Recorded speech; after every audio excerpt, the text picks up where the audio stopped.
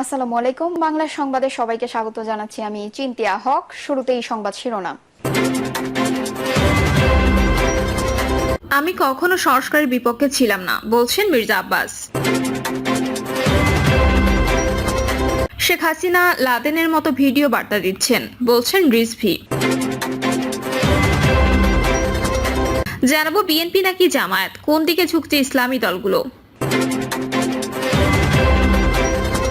এবং সর্বশেষ জানাবো সুনামগঞ্জে ট্রলার সহ 90টি ভারতীয় গরু আটক। শুনছিলেন সংবাদ শিরোনাম, এবারে বিস্তারিত। আমি কখনো সংস্কারের বিপক্ষে ছিলাম না, বলছেন মির্জা আব্বাস। বিএনপির স্থায়ী কমিটির সদস্য মির্জা আব্বাস বলেছেন, আমি এখানে আসার আগে অনেক শ্রদ্ধেয় নেতা আমাকে অনুরোধ করেছেন সংস্কারের পক্ষে কথা বলার জন্য। আমি কখনো সংস্কারের বিপক্ষে ছিলাম না। আমি শুধু বলেছি যারা সংস্কারের বিপক্ষে ছিলেন তারা আজ কথা বলেন না কেন। তিনি বলেন, অনেকে বলেন 17 বছর ধরে আপনারা কি করেছেন। আরে 17 বছর আমরা গাছের গোড়ায় পানি দিয়ে গোড়া নরম করেছি, যে গাছের মাথায় বসে আপনারা ফল খেয়েছেন। 2 দিনের আন্দোলনে শেখ হাসিনা যায়নি। এটা যারা বলেন তারা মিথ্যার সাগরে বসবাস করেন, বিএনপিকে ক্রেডিট দিতে চান না। তিনি আরো বলেন, কেউ একা একা ক্রেডিট নিতে গিয়ে দেশকে বিপদে ফেলবেন না।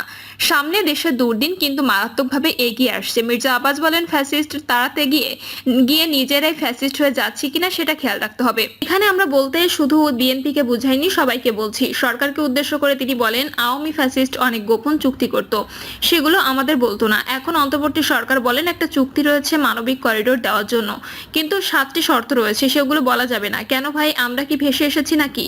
মানবিক করিডোর দিয়ে গিয়ে দেশটাকে বিপদে ফেলবেন না, কারণ আফগানিস্তানকে মানবিক করিডোর দিতে গিয়ে পাকিস্তান এখনো দুর্ভোগে ভুগছে। যেটা বাংলাদেশের প্রয়োজন নেই সেটি চুক্তির প্রয়োজন নেই। দেশের জনগণ ও রাজনৈতিক দলগুলোকে পাশ কাটিয়ে সেই করতে চাইলে প্রতিরোধ গড়ে তোলা হবে, এমন হুঁশিয়ারি উচ্চারণ করেন মির্জা আব্বাস। বিএনপির স্থায়ী কমিটির সদস্য নজরুল ইসলাম খান বলেন, সংস্কার কমিশনে বিএনপি যেগুলো সংস্কার প্রস্তাব দিয়েছে তা নির্বাচনের আগে আইন করে বাস্তবায়ন করতে হবে। এগুলো বাস্তবায়ন হলেই কোনো সমস্যা থাকবে না। শেখ হাসিনা লাদেনের মতো ভিডিও বার্তা দিচ্ছেন, বলছেন রিজভী। বিএনপির সিনিয়র যুগ্ম মহাসচিব রুহুল কবির রিজভী বলেছেন, দেশে নির্বাচিত সরকার না থাকায় ফের ফ্যাসিবাদ মাথা চাড়া দিয়ে উঠতে শুরু করেছে। ফ্যাসিবাদী আওয়ামী লীগকে প্রতিহত করতে হলে এখন দেশে নির্বাচিত সরকার প্রয়োজন। রুহুল কবির রিজভী বলেন, শেখ হাসিনা ওসামা বিন লাদেনের খালাতো বোন 227 মামলার আসামি হয়ে ভারতে পলাতক রয়েছেন। সেখানে থেকে ওসামা বিন লাদেনের মতো ভিডিও বার্তা দিচ্ছেন, আর ওই বার্তায় মামলার বাদীদের ভয়ভীতি দেখানো হচ্ছে। এখন সবচেয়ে বড় যে কাজ তা হচ্ছে শেখ হাসিনার বিচার অনতিবিলম্বে শেষ করা। অন্যথায় দেশে পুনরায় ফ্যাসিবাদ মাথাচাড়া দিয়ে উঠতে পারে। তাই সবাইকে ঐক্যবদ্ধভাবে ফ্যাসিবাদকে প্রতিহত করতে একটি সুষ্ঠু নির্বাচনের জন্য লড়াই করতে হবে।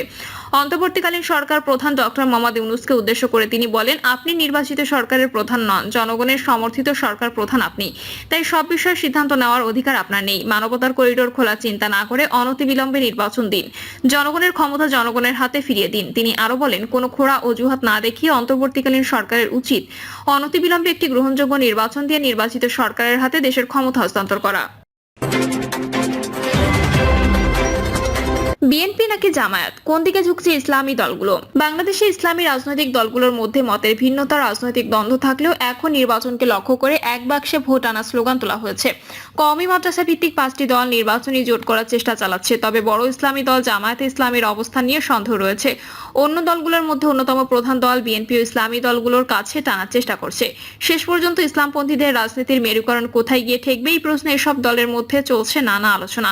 জুলাই গণঅভ্যুত্থানে আওয়ামী লীগের পতনের পর জামায়াত এবং অন্যান্য ইসলামী দল ও সংগঠনগুলোর রাজনৈতিক তৎপরতা বেড়েছে অনেক ক্ষেত্রেই তা চোখে পড়ার মতো। এমনকি বিভিন্ন সময় এসব দল ও সংগঠনের শক্তি দেখানোর চেষ্টা ছিল। নির্বাচনের সময় ও সংস্কার প্রশ্নে বিএনপির বিপরীতে জামায়াত সহ বিভিন্ন ইসলামপন্থী দলের পাল্টাপাল্টি অবস্থান নিয়েও আলোচনা রয়েছে। ইসলামী দলগুলোর নেতারা বলছেন, দেশে পট পরিবর্তনের পর রাজনীতিতে তাদের গুরুত্বপূর্ণ একটা অবস্থান তৈরির সুযোগ এসেছে বলে তারা মনে করছেন। এই সুযোগ কাজে লাগাতে তারা চান, সেজন্য তারা ইসলামপন্থীদের একটি জোট গঠনের তাগিদ অনুভব করছেন। নির্বাচনী জোট করে জাতীয় সংসদ নির্বাচনের প্রতিটি আসনে একক প্রার্থী দেওয়ার কথা বলছে ইসলামপন্থী দলগুলো। তা কতটা সম্ভব হবে এ নিয়ে রাজনৈতিক বিশ্লেষকদের অনেকে সন্দেহ প্রকাশ করেছেন। যদিও নেতারা বলছেন তারা ঐক্যবদ্ধ হওয়ার চেষ্টা করছেন, কিন্তু তাদের কেউ কেউ মনে করছেন নির্বাচন এগিয়ে এলে নানা মেরুকরণ হবে এবং অনিশ্চয়তা আছে। বিএনপি ও জামাতের কাছে টানার চেষ্টায় অনেক ইসলামী দল দুই বলয়ে ভিড়তে পারে। এমন পরিস্থিতির মুখোমুখি হওয়ার সম্ভাবনা নাকচ করতে পারছেন না ঐক্যের চেষ্টায় থাকা নেতারা। ঐক্যের চেষ্টায় জামাতের অবস্থান আসলে কি? ক্ষমতাচ্যুত আওয়ামী লীগের শাসনের শেষ দিকে কোণঠাসা জামায়াত অন্য ইসলামী দলগুলোর সঙ্গে একটা সম্পর্ক তৈরির চেষ্টা করেছে। রাজনৈতিক পথ পরিবর্তনের পর তাদের সেই চেষ্টা প্রকাশ্যে এসেছে। কারণ অন্য দল, বিশেষ করে কওমি মাদ্রাসা ভিত্তিক ও ধর্মীয় নেতা বা পীরদের নেতৃত্বাধীন দলগুলোর সঙ্গে রাজনৈতিক মতপার্থক্যের কারণে জামায়াতের সম্পর্কের দূরত্ব ছিল। জামায়াতের এই দূরত্ব কাটিয়ে ওঠার চেষ্টা উল্লেখ করে যেতে পারে যে দলটির আমির শফিকুর রহমান গত 21শে জানুয়ারি বরিশালে ইসলামী আন্দোলন বাংলাদেশের আমির ও চরমনায় পীর সৈয়দ মোহাম্মদ রেজাউল করিমের সঙ্গে দেখা করেন। সেদিন ইসলামী আন্দোলনের নেতার মধ্যাহ্নভোজেও অংশ নেন জামায়াত আমির। দল দুটির শীর্ষ দুই নেতা বরিশালে সাংবাদিকদের সঙ্গেও কথা বলেন। সেদিনই তারা সাংবাদিকদের বলেছিলেন, ঐক্যবদ্ধভাবে ইসলামী দলগুলো এক বাক্সে ভোট আনার চেষ্টা চালাচ্ছে। এরপর জামায়াত নেতারা ঐক্যের ব্যাপারে কওমি মাদ্রাসা ভিত্তিক বিভিন্ন দলের সঙ্গে বৈঠকও করেছেন। তবে ঐক্যের ব্যাপারে দলটির অবস্থানের পরিবর্তন হয়েছে বলে অন্য ইসলামী দলগুলোর নেতারা মনে করছেন না। কারণ এখন ঐক্য তৈরির প্রক্রিয়া জামায়াত অংশ নিচ্ছে না। জামায়াতের আমির শফিকুর রহমান বলেছেন, ইসলামী আন্দোলন সহ অন্য দলগুলোর ঐক্য বা জোট করার চেষ্টাকে আমরা সম্মান করি, কিন্তু ওই জোট থাকা না থাকার প্রশ্নে স্পষ্ট কোনো জবাব দেননি তিনি উল্লেখ করেন, রাজনীতিতে নানা মেরুকরণ হচ্ছে, নির্বাচন এগিয়ে এলে আরো মেরুকরণ হবে, ফলে আরো পরে দলগুলোর অবস্থান স্পষ্ট হবে। দলটির অন্য একাধিক নেতার সঙ্গে কথা বলায় মনে হয়েছে কোনো জোটে না গিয়ে জামায়াত স্বতন্ত্র অবস্থানে থেকে দলগতভাবে নির্বাচন করতে চায়। এবার জাতীয় সংসদে বিরোধী দলের আসনে বসার চিন্তা তাদের মধ্যে রয়েছে। সেজন্য কোনো জোটে না গিয়ে নির্বাচনে ঐক্য এককভাবে প্রার্থী দেওয়ার চিন্তা জামায়াতের ভেতরে আলোচনায় প্রাধান্য পাচ্ছে। একই সঙ্গে ইসলামপন্থী সহ বিভিন্ন দলকে কাছে রেখে নিজেদের একটা বলয় তৈরির চিন্তা নিয়েও এগোচ্ছে দলটি। আর এমন চিন্তার ক্ষেত্রে জামায়াত, গণঅভ্যুত্থানের ছাত্র নেতৃত্বের দল এনসিপির সঙ্গেও যোগাযোগ রাখছে। ইসলামপন্থী দলগুলোর রাজনীতির পর্যবেক্ষকরা জামায়াতের অবস্থানকে দেখছেন ভিন্নভাবে। তারা বলছেন, ক্ষমতাচ্যুত আওয়ামী লীগ এখন রাজনীতির মাঠে নেই।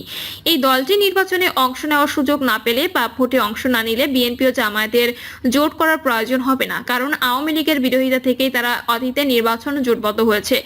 এখন নির্বাচনে আওয়ামী লীগের অংশ নেওয়ার ক্ষেত্রে অনিশ্চয়তা বিবেচনায় রেখেই জামায়াত কোনো জোটে না যাওয়ার বিষয়ে চিন্তা করছে। এসব চিন্তা থাকলেও এখনো অবস্থান পরিষ্কার করেনি দলটি। ফলে জামায়াতের অবস্থান নিয়ে ইসলামপন্থী অন্য দলগুলোর মধ্যে সন্দেহ তৈরি হয়েছে।